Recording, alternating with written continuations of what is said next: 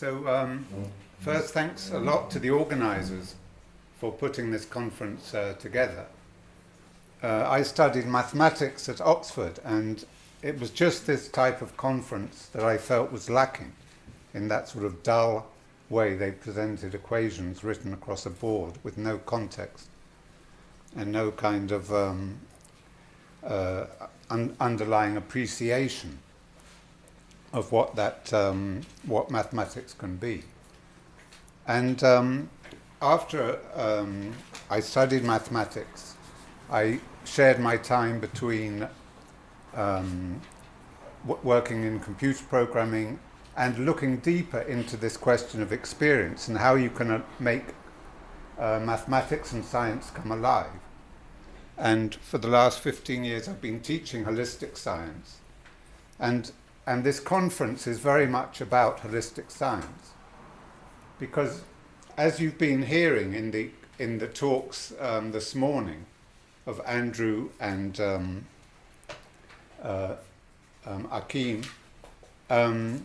there is this kind of huge hole right in the middle of science, and we were just beginning to fall into that in Andrew's talk. And that is that if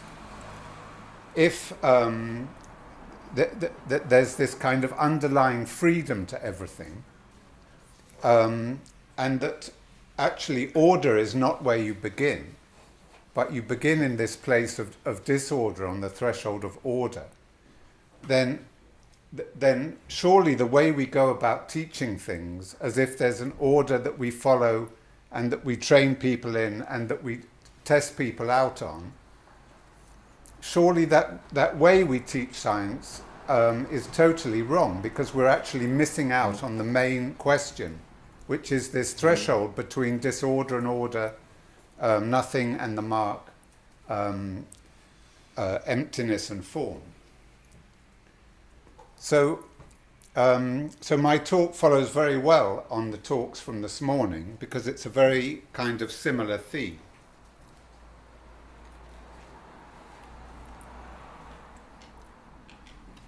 So let me begin, with a dice. So if you have a dice and you rotate it, you rotate the 2 into the 6, and then the 6 into the 4. It's quite hard to imagine this, but so 2 into 6 and then the 6 into the 4, then the 2 will stay on top. If you directly translate the 2 into the 4, then the dice will be in a different position.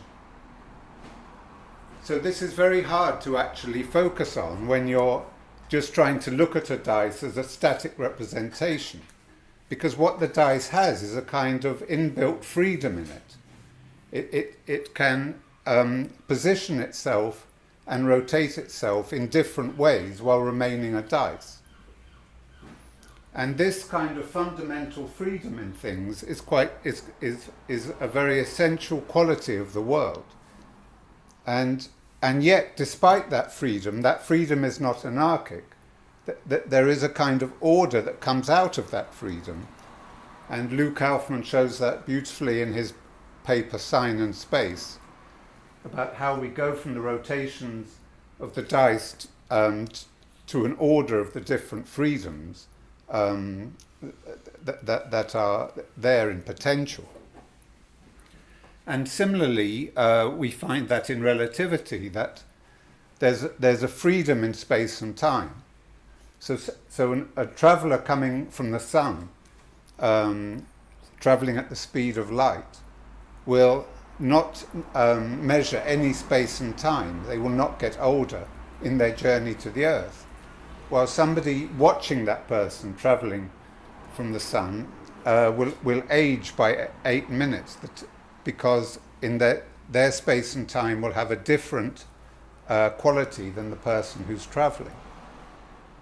And despite this freedom in space and time, just like with the rotations, there is some kind of order that comes into relativity through gravity, that actually synchronizes all the different observers, so they're actually moving in the same world.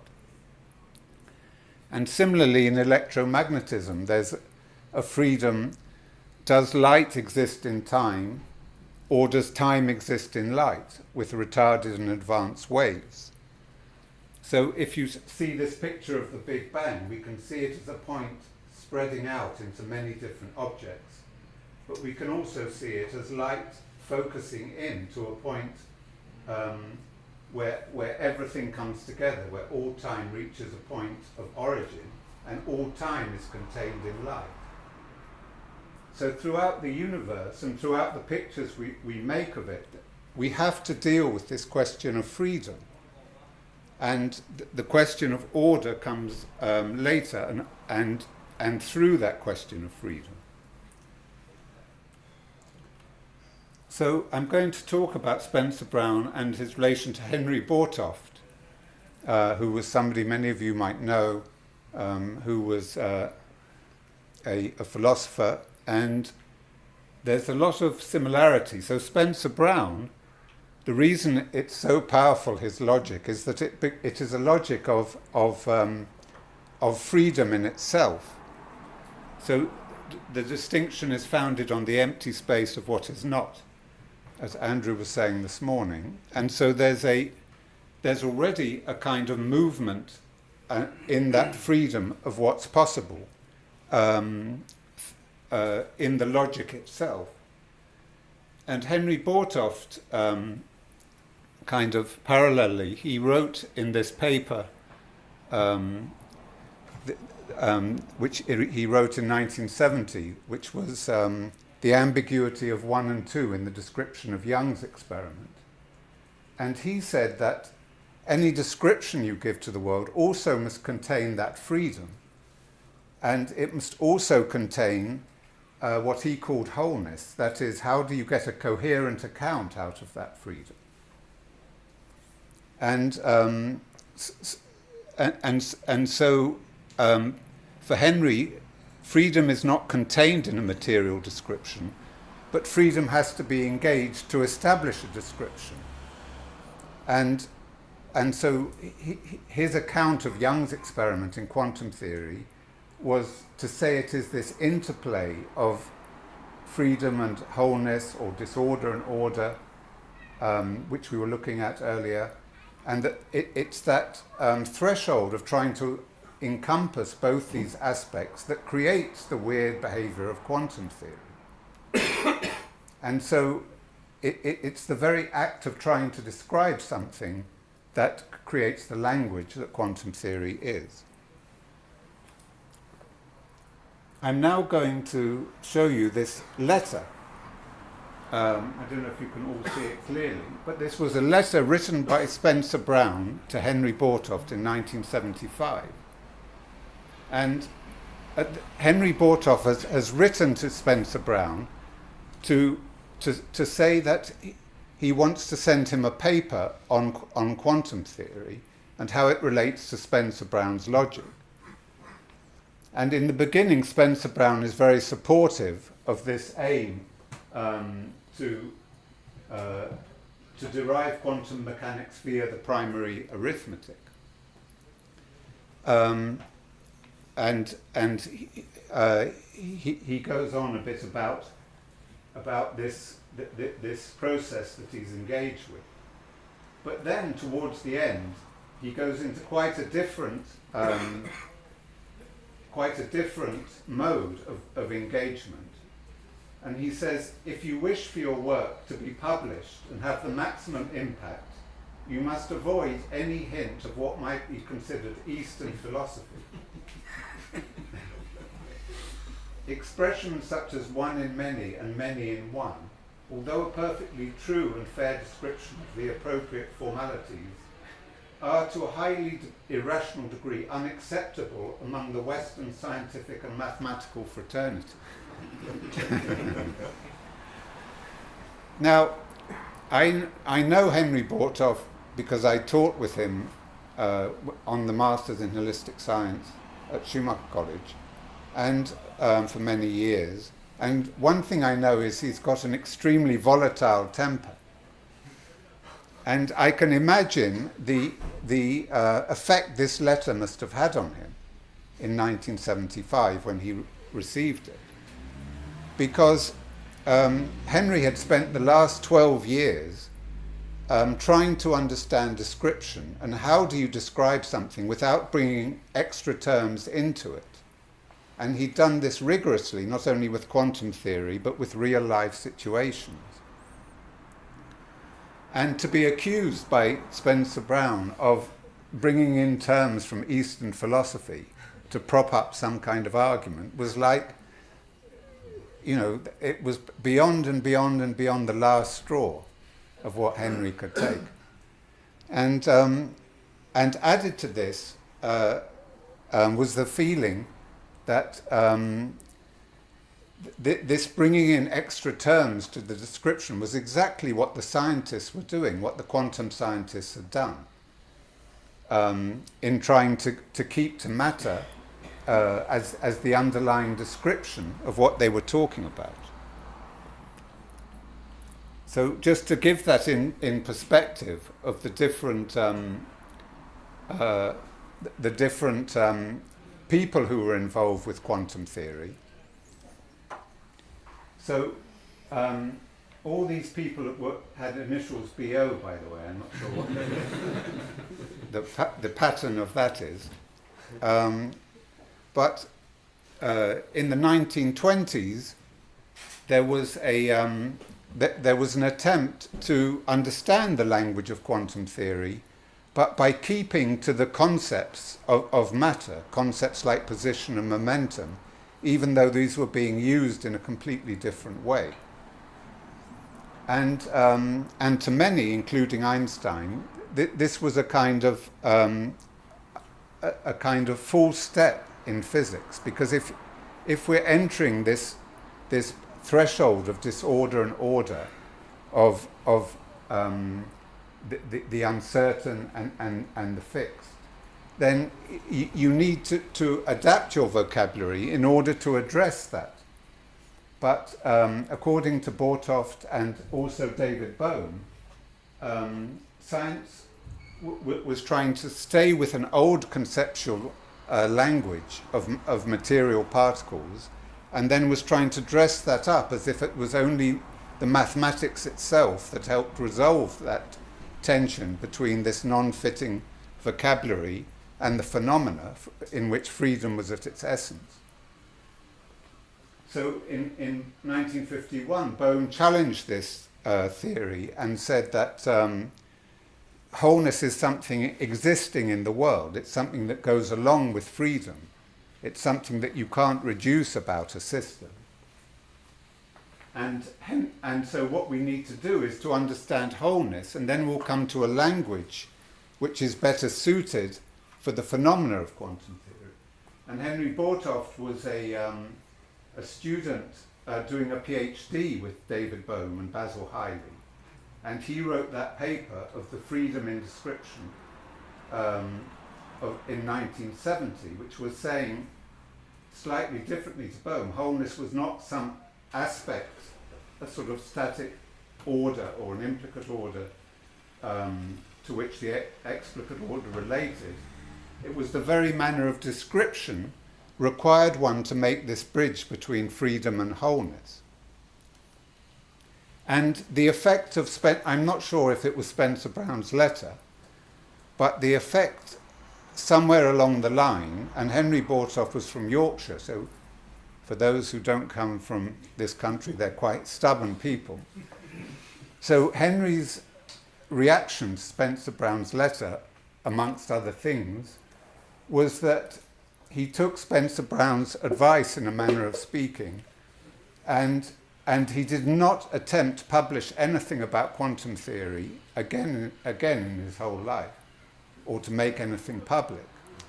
Instead, he went into the path of writing about Goethe and Goethean science, which allows for freedom and tries to find a language of engaging with freedom. So Henry Portoft wrote The Wholeness of Nature in 1996, taking appearance seriously. And in those books, he doesn't mention his work on quantum theory, and that's where his kind of question about wholeness arose. So it had a big effect. Now, in the meantime, after Henry left physics at that point, so Basil Hiley, in talking with Lou Kaufman, took up Spencer Brown's approach as a way of writing about quantum theory, and he and Peter Rowlands in the most clear book about called How Schrodinger's Cat Escaped the Box, and Lou Kaufman have all showed the way how we, in a most simple way, we can express in these alternative languages of the Clifford algebra, Spencer Brown's logic, and quaternions, how we can express quantum theory in the way that Henry was trying to show, that it's this relation of freedom to wholeness, freedom to unity, that creates, that is the necessary fabric which shapes quantum theory to the form that it has, with all its weird entanglements, superposition, etc. So all the structure of relativity, quantum mechanics, the Dirac equation, can be presented in this very simple and completely abstract space of just considering the abstract requirements of what an abstract notation, what an abstract system can uphold, like the talks last night of Lou and Graham showed really clearly that you do not need to look to the physics in that stage of understanding the world. It's that there is a basic quality of how the freedom of the different dimensions come together into a unity, and that is where the whole of the quantum, or where a lot of the quantum structure and the necessary structure of the physical world comes from. And there's a kind of magic in that there's this really simple approach which somehow is conveying this movement of legibility in the world. So after the last conference, there's this book coming out, and I wrote this chapter in it, Ways of Illumination. That's from the Laws of Form Conference 50. And I just presented the standpoint. These simple structures of Peter and Lou and Basil are filled when transforming their intermediate states into a persistence of self-referential meaning assembled in time. So just like Andrew was saying, a font remains meaningless as a pattern unless it is utilized to express a meaning through it when it becomes profound. So the nilpotent or empty signifying structure becomes substantial when the symmetry of transformations focus, like colour, on a whole test of illumination. So you've got this, instead of trying to explain the world as a series of causal steps, you're saying there's this potential which allows it to interpret itself through its different states into a whole meaning. And this is what Andrew was saying earlier.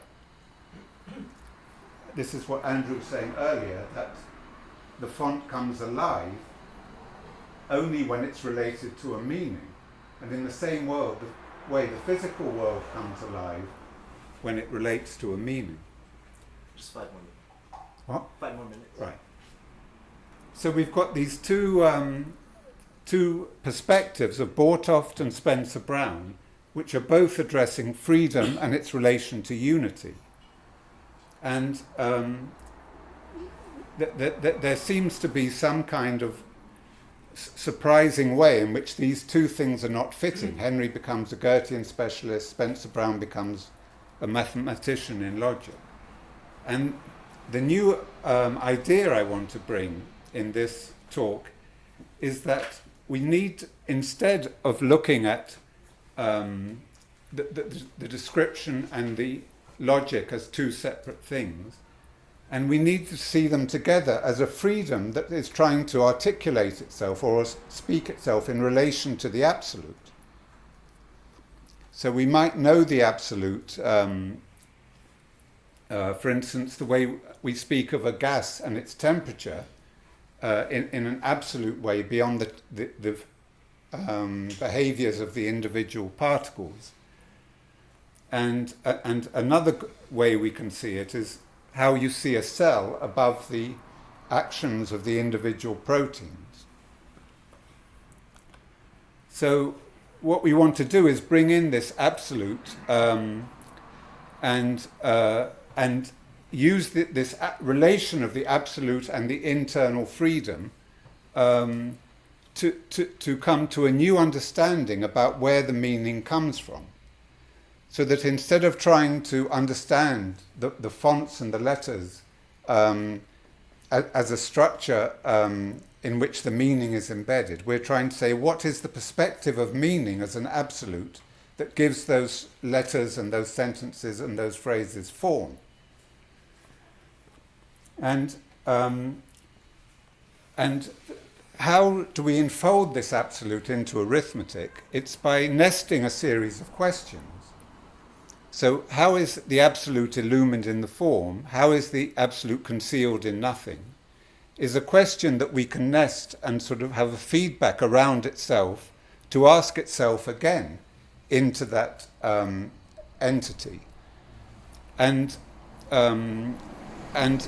this is not a kind of purely theoretical notion. We can think of a cell and the identity of the cell relates to the activity of the different proteins and how they turn each other on and off, how they activate each other, has a huge complexity about it that is often nested at several layers about how all these switching on and off of genes and the different expressions that result are somehow attuned to this whole behavior of the cell. So my idea is that the enfolded absolute must answer itself in relation to the primary arithmetic. So there is no primary arithmetic unless we also at the same time enfold this perspective of the absolute into the structure that we're trying to describe. So this is a really big idea, that we cannot look at Spencer Brown's logic in isolation. We also need that perspective of enfolded absolute, or wholeness, as Henry Portoft said, which we must also answer simultaneously in order to create this synchrony and symphony of the two aspects together. And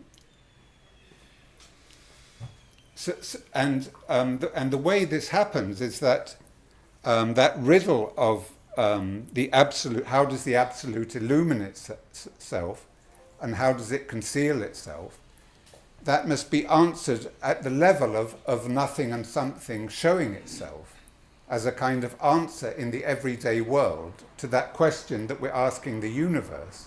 How is the absolute expressed in the everyday?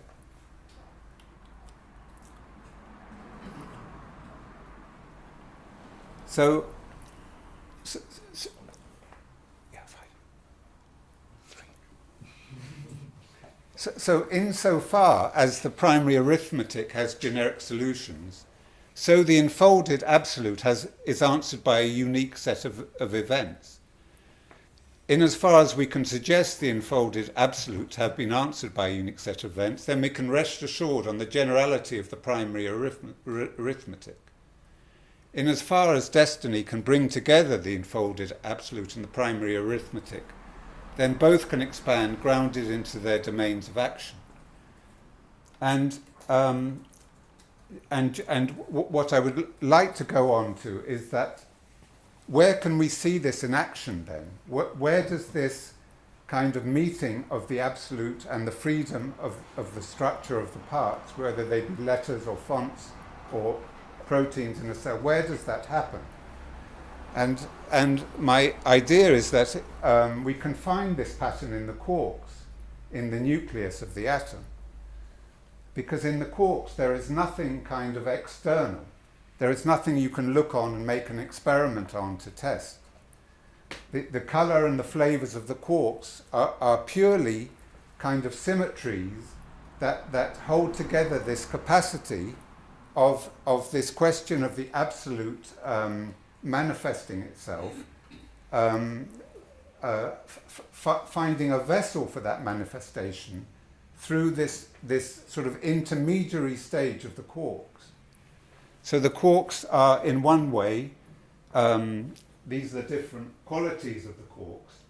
They're in one way holding this dichotomy of freedom and unity, holding that open so it can be answered in the quark which is between the nothing of non-existence and the one of existence. So the quark stands in this intermediate state in which it can answer this greater question of how does the absolute show itself within the freedom of the parts. And so colours, flavours, weak, strong force establish the conditions for the appearing of the absolute through a reciprocal freedom of, as somebody said today, it was like the archetypes or the eigenstates of a system that questions itself and comes up with an answer to its own kind of self-referential inquiry. So I don't have to go into that as we need to. So in what I am proposing, we have a meeting point, a bridge between Spencer Brown's logic and what Henry Portoft was involved with, which was this question of how do we form meaning through language? How does description require us to make this jump across the freedom in the world into something coherent and unified? And that came up in Andrew's talk, that how does that meaning come in that makes the letters alive? And in this we've attached that to the very impulse in Spencer Brown's logic. And so what we're saying is that this law and form existence and life in general is this ground upon which the absolute generates its own authority to direct the self-reflective order of preparatory freedoms. So everything is about this attempt for this fundamental question to answer itself in the forms of existence. And what we arrive at through this and what we awaken to is, I suggest, the form of destiny. Thank you very much.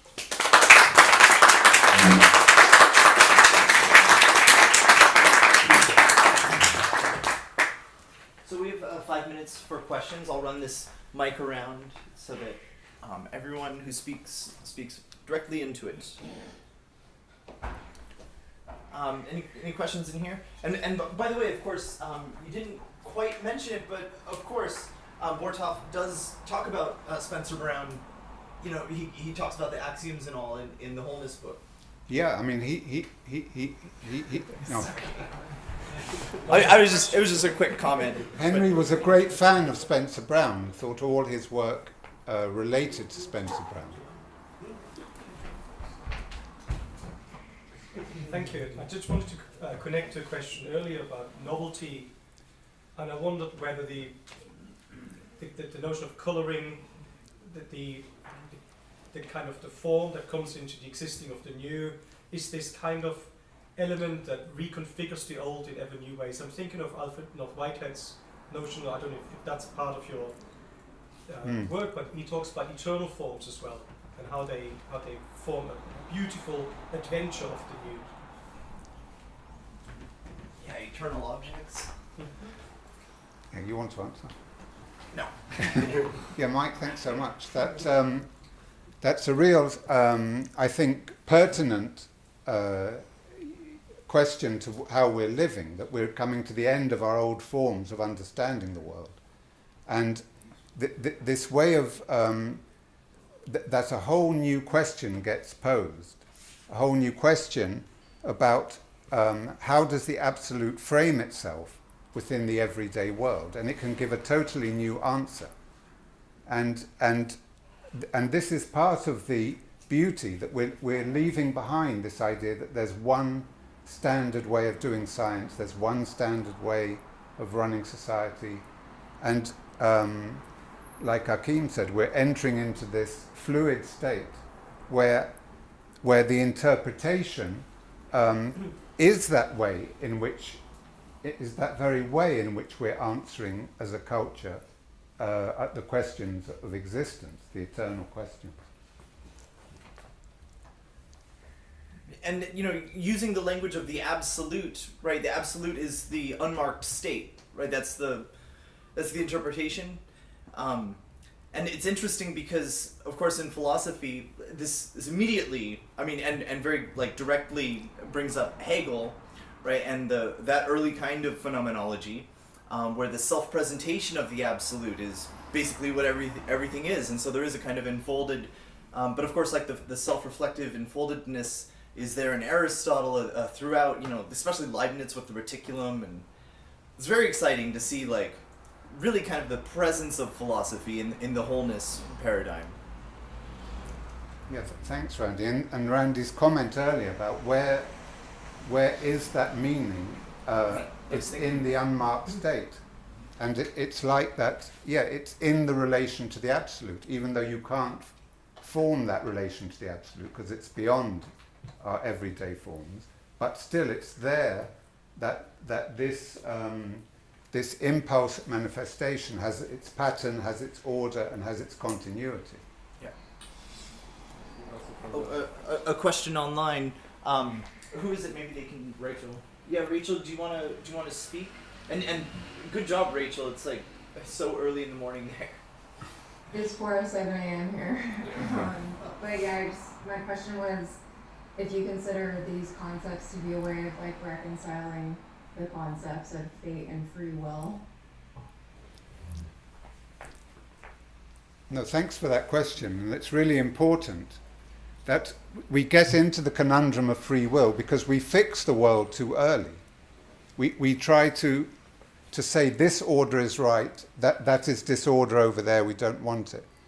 But if you live at this threshold of order and disorder, then you're not trying to impose a will or an order upon the world. You're trying to, a bit like the action of light, you're trying to present a kind of a perspective, a particular perspective onto things that is enhanced by other perspectives. And so free will is there in as far as that action can focus with other perspectives into realizing some kind of answer of the world manifesting its relation to the absolute in a novel way. So it completely changes that relation of freedom to realization. Thank you, Philip.